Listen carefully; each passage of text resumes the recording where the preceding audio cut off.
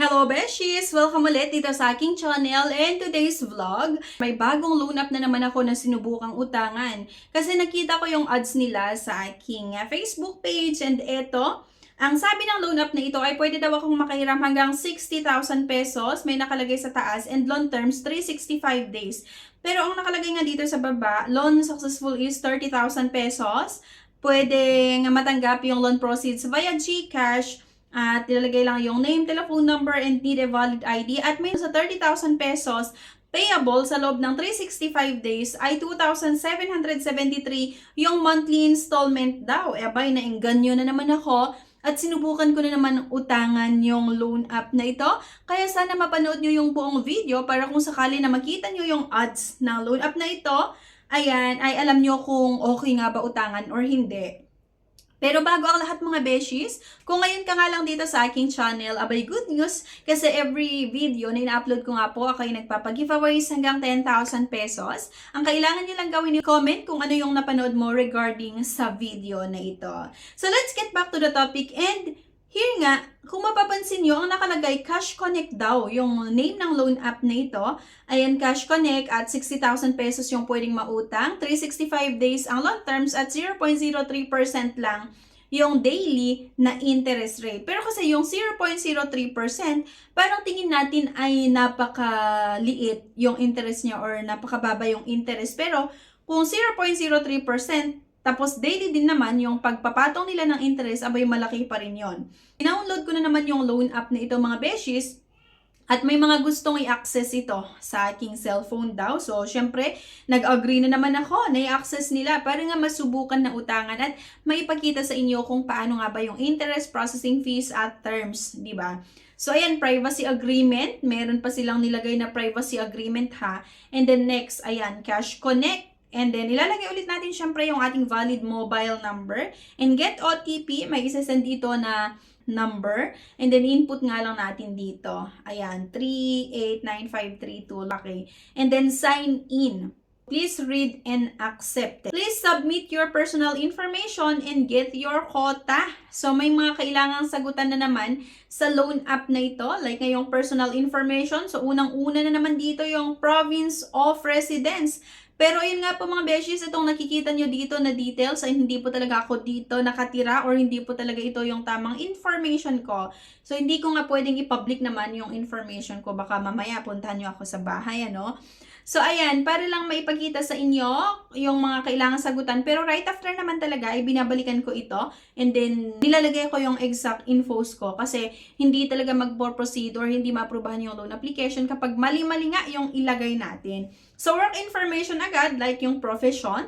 How long have you been working here? So more than 2 years yung nilagay ko. And monthly salary or income. So ayan, hanggang 23,000 pesos daw yung monthly income ko. And then emergency contact 1, contact 2 at yung contact 3. Madali lang naman, hindi rin naman ganun kadami. I mean, mamimili ka lang naman dito yung mga isasagot mo dun sa mga personal information. Next lang tayo ng next, confirm ng confirm. Pero sabi ko nga, hindi ko kayo in-encourage na umutang sa ganitong mga loan app. Sa loan app na ito, 3 lang naman yung personal information or contact references na kailangan daw natin may lagay dito. At credit standing, is it overdue in the past month? So no loan.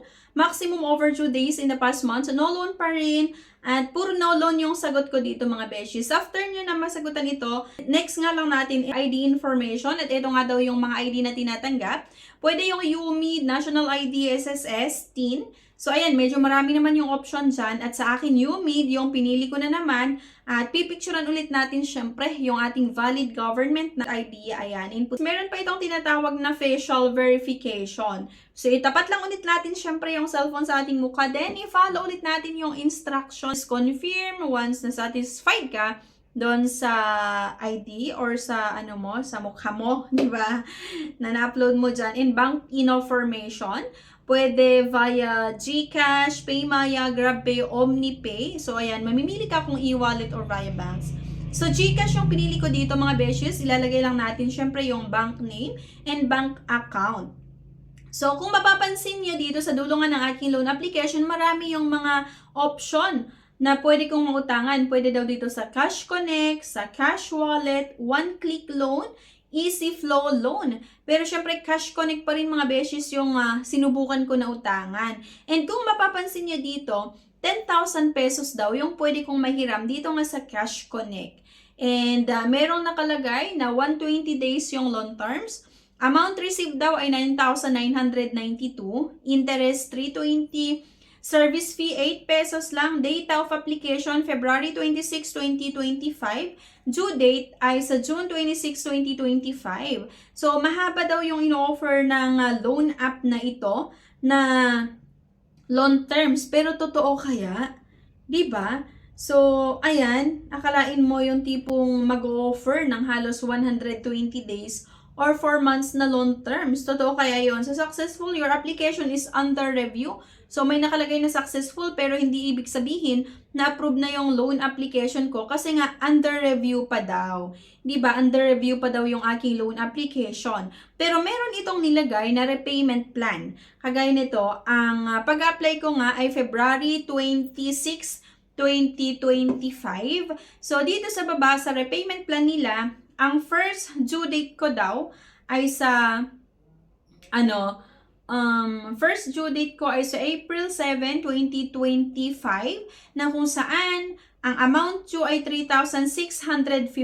So bali inad po nila yung principal due na 3,333 and then yung interest due na 320 kaya naging 3,653. And then next ay sa May 17, 2025 na kung saan ang babayaran ko lang daw na amount due ay 3,333 and then same sa June 26, 2025 na 3,333 lang daw yung amount due kasi nga wala daw itong interest dun, or walang interest na dinagdag doon sa second and third na due date ko. Kaya 3,333 lang daw yung babayaran ko.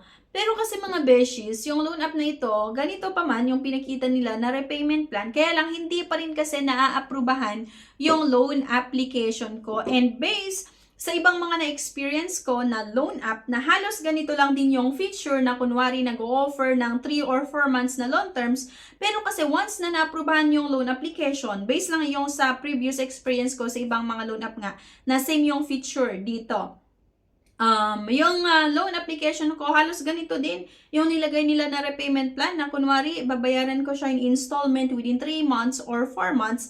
Kaya lang kasi, nung naaprubahan yung loan application ko, hindi pala 3 months or hindi pala 4 months, yung payment terms na ino-offer kasi 7 days lang. Kaya ganito pa man, itong pinakita ng loan app na ito na repayment plan ay hindi ko pa rin nire-recommend sa inyo. So by the way po kasi hindi pa na-aprobahan nga yung loan application ko. Inaantay ko pa rin, ilang minuto na rin. Halos mag-isang oras pa rin under review yung status nga ng aking loan application. Kaya gagawa na lang ako ng video, part 2 video regarding nga dito sa Cash Connect para maipakita sa inyo kung ganun ba talaga, kung talagang nag-o-offer ba ito ng 3 installment or 4 installment na loan terms or halos nasa 120 days or 4 months na payment terms. At talaga bang mababa lang talaga yung service fee at interest? Di ba? Para maipakita sa inyo kung okay nga ba utangan. Pero, ayun nga, kung sakali na merong nakautang na sa inyo dito sa Cash Connect. So, by the way, na-download ko pala ito sa App Store. I mean, kung sakali na merong nakahiram sa inyo dito sa Cash Connect, and then na-aprobahan ng inyong loan application, sana po i-comment yung mga beshes kung ano yung naging experience nyo sa interest, sa processing fees, at sa loan terms nila para mabasa din ng mga iba na nag-try or nagbabalak palang subukan na umutang sa loan app na ito. Pero for the meantime, ayan, dahil hindi pa nga na-aprobahan yung loan application ko, ay abangan nyo yung part 2 nga ng video natin sa loan app na ito dito sa Cash Connect para ma-check natin kung okay nga ba utangan or hindi. Pero kagaya nung sinabi ko sa inyo, please lang wag nyo munang i-download ha yung app, wag nyo munang utangan. Kaya abangan nyo muna yung part 2 ng ating video nga para makita kung okay nga ba utangan. Pero kasi based nga sa naging experience ko before, kasi minsan naman yung iba't ibang loan app ay nagpapalit lang yan ng pangalan. And halos kasi yung mga try ko din before, ganito yung feature nila. Hindi naman talaga nag-offer ng 120 days na loan term. So once na na-aprobahan yung loan application, meron ka pa rin makikita doon na mataas pala yung charges or yung mga interest or yung mga fees niya. At 7 days lang pala yung loan terms, di ba?